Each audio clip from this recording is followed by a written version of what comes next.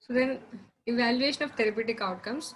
So what are the things we have to evaluate? Like we have to check what are the frequency of how often these symptoms are recurring, and how was the severity of the symptoms, and and also we have to educate the patients regarding the symptoms of complications. Like initially we have to make them aware of the complications, and then we have to educate them in a way that if there are any complicative symptoms, they should reach the hospital immediately. Like they should require immediate medical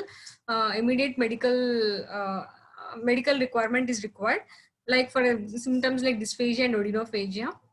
And also we have to evaluate the patient for persistent symptoms, like on medications, if they are having any continuous symptoms, then also we have to check and we have to rule out whether there is any strictures or other complications by going for some kind of test like endoscopy or other diagnostic methods. By doing them, we have to identify them. And also what are the medications, if they are taking, as I said, that a few of drugs, they will be having drug interactions and they will be having some kind of adverse drug reactions.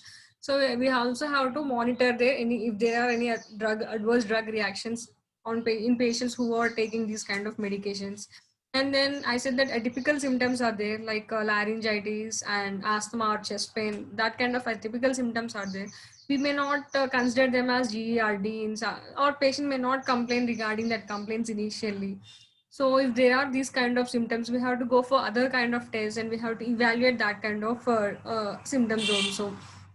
Basically in GERD, it's better to prevent them, or if it is there in the initial stages only, it is better to change your lifestyle, or like depending on the food and the postures, how you do and what the foods to be avoided. So these will give more impact. This will have more impact compared to treating with the medications. So what are the medications are there? They'll just temporarily mask the symptoms. For long-term relief, you must adopt to GERD lifestyle modifications. So here are some pictures showing what are the lifestyle changes to help treat GERD. That is quit smoking, exercise regularly so that they will not feel obese or overweight, so that there will not be increase in the intra-abdominal pressure. And then sit up straight. You have to sit up straight, and then so this will increase the LES pressure. And then eat small meals throughout the day, and then chew food slowly. So eat food slowly so that it combines properly with the saliva, which acts as a buffer. And then avoid heartburn triggers, like which contain more amount of acids, alcohol, and then chocolate, coffee, tea. So these kind of things like spices should be avoided. Wear loose and comfortable clothing. Should not use like skin tight cloths. And then sleep with your head and shoulders propped up.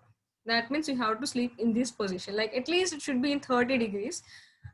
And then minimize caffeine and alcohol consumption, and avoid lying down for at least 3 hours after a meal. So that if you make these kind of changes, it will give a better improvement to your health. Clear?